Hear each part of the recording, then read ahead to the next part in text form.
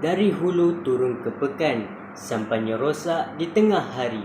Ayuh rakan, ayuh teman, bicara buku, mari amati. Travelog Muharram ke Zulhijjah, begitulah tajuk buku yang akan saya bicarakan hari ini. Bismillahirrahmanirrahim. Assalamualaikum warahmatullahi wabarakatuh. Dan salam nadi ilmu, amalan membaca. Salam perkenalan daripada saya, Muhammad Akif Rusdan bin Ahmad Muhyi. Saya merupakan pelajar tingkatan 4 Sekolah Agama Menengah Parit Baru, Sabak Bernam, Selangor. Buku yang ingin saya kupaskan ini merupakan karya istimewa oleh sekumpulan pendidik hebat di negeri Selangor, terbitan Pertubuhan Kegiatan Dakwah Islamiah Sekolah-Sekolah Malaysia, Cawangan Negeri Selangor, kelolaan sektor pendidikan Islam yang diketuai sendiri oleh Ustaz Syafwan Anwar Ahmad. Karya buku ini menitipkan penulisan yang syarat dengan kupasan penceritaan, butir-butir nasihat dan ingatan buat para pembaca.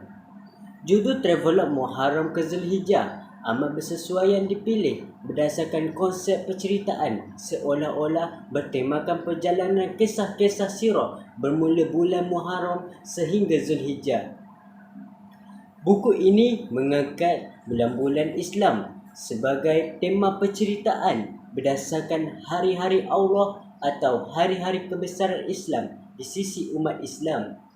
Buku ini boleh dikategorikan sebagai buku agama bertemakan motivasi dakwah yang sesuai untuk dijadikan bahan bacaan di peringkat remaja dan dewasa. Ia merangkumi 7 bab yang berkisar tentang hari-hari kebesaran Islam, iaitu Ma'al Hijrah, Maulidur Rasul, Ambang Ramadan, Ihya Ramadan, Nuzul Al-Quran, Hari Raya dan Sisipan Hari Jumaat.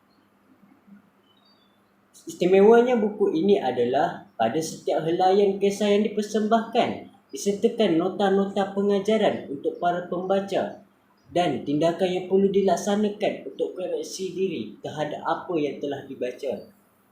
Sebagai renung-renungan, beberapa persoalan turut dilontarkan untuk para pembaca fikir-fikirkan dan hayati bersama. Buku ini mengandungi 210 muka surat dengan menjadikan ayat-ayat Al-Quran dan hadis Rasulullah SAW sebagai dalil penceritaan. Gaya penceritaan yang dramatis, puitis dan agak santai ini berjaya membawa pembaca untuk lebih menghayati setiap penceritaan, walaupun secara asasnya kandungan yang ingin disampaikan agak berat, namun setiap penulis berjaya menggunakan laras bahasa yang sedikit santai, memudahkan pembaca memahami apa yang ingin disampaikan. Konsep penulisan bukanlah seperti buku-buku ilmiah biasa, namun lebih menarik dan berbentuk cerita dan pengesahan. Kalau ada menanam tebu, boleh dijual di pasar desa. Siapalah kita tanpa ilmu dengan membaca bertambah iman di dada. Pengajaran yang boleh saya ambil daripada buku ini adalah, yang pertama, sebagai individu Muslim, kita seharusnya cakna dan ambil berat tentang hari-hari kebesaran Islam. Siapa lagi yang harus arif dan ambil tahu tentang hari-hari tersebut kalau tidak kita? Kedua, dengan menghayati setiap kisah yang dikupas akan menjadikan diri pembaca lebih dekat dengan Allah Subhanahu Wa Taala. Setiap peristiwa hari-hari kebesaran Islam terlindung di sebaliknya 1001 ibrah dan pengajaran yang harus dihayati.